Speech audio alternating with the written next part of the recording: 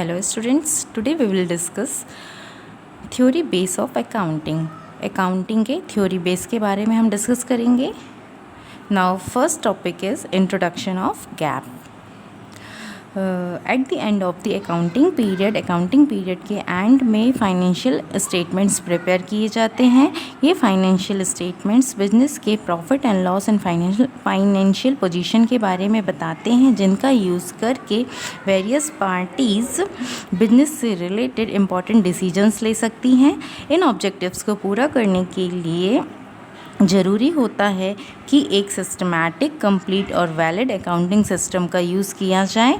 Financial statements तभी complete और valid माने जाएंगे जब हम वेरियस अकाउंटिंग एक्टिविटीज़ को करने के लिए अकाउंटिंग के principles, customs, concepts, conventions, assumptions and rules को प्रॉपरली फॉलो करेंगे और जिन्हें हम कलेक्टिवली रूप में generally accepted accounting principles means GAAP बोलते हैं.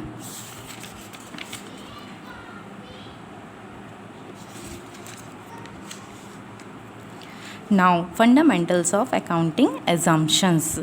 अकाउंटिंग की मूलभूत अवधारणाएं. The financial statements are prepared based on certain assumptions which are neither disclosed और nor required to be disclosed as the same are understood, so they are called fundamental accounting assumptions.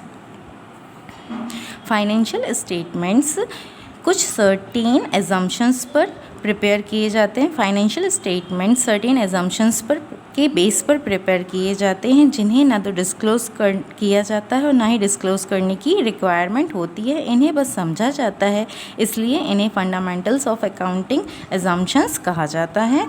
First one is going concern assumption, चालू व्यवसाय की अवधारणा. The going concern assumption state that, चालू व्यवसाय की अवधारणा हमें ये बताती है कि व्यवसाय हमेशा, बिजनेस हमेशा कंटिन्यूअस ऑपरेट होता रहेगा, इनडेफिनेटली ऑपरेट होता रहेगा जब तक कि बिजनेस के ऑब्जेक्टिव्स पूरे नहीं हो जाते. Long term business short term business की अपेक्षा ज़्यादा अच्छा माना जाता है. इसके वेरियस रीजंस हैं. फर्स्ट रीज़न है the investors are eager to invest money in long term business. Investors long term business में अपनी मनी इन्वेस्ट करने के लिए उत्सुक होते हैं. Estimation for value of goods and assets of business is not made. Business के गुड्स और एसेट्स की वैल्यू का एस्टिमेशन नहीं किया जाता है.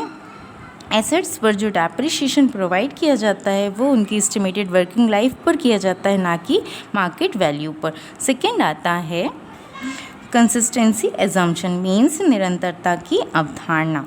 For the owner of business, it is necessary for him that while determining the result of his business, he should follow the various accounting principles on continuous basis.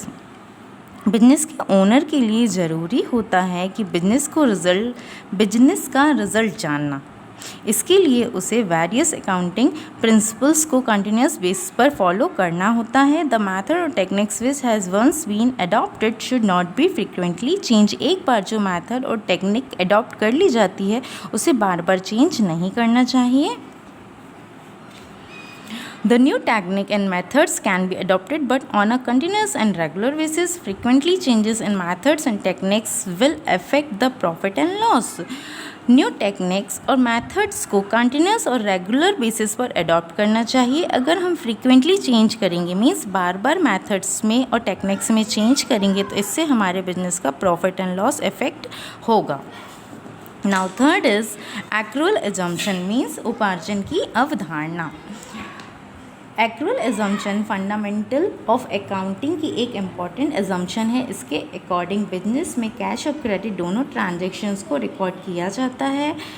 Accrual assumption को follow करने से business की true और fair financial position और profit and loss के बारे में पता चलता है और ये एजम्पशंस उन सभी ऑर्गेनाइजेशंस के द्वारा फॉलो किया जाता है जिनका मेन एम प्रॉफिट अर्न करना होता है. Thank you.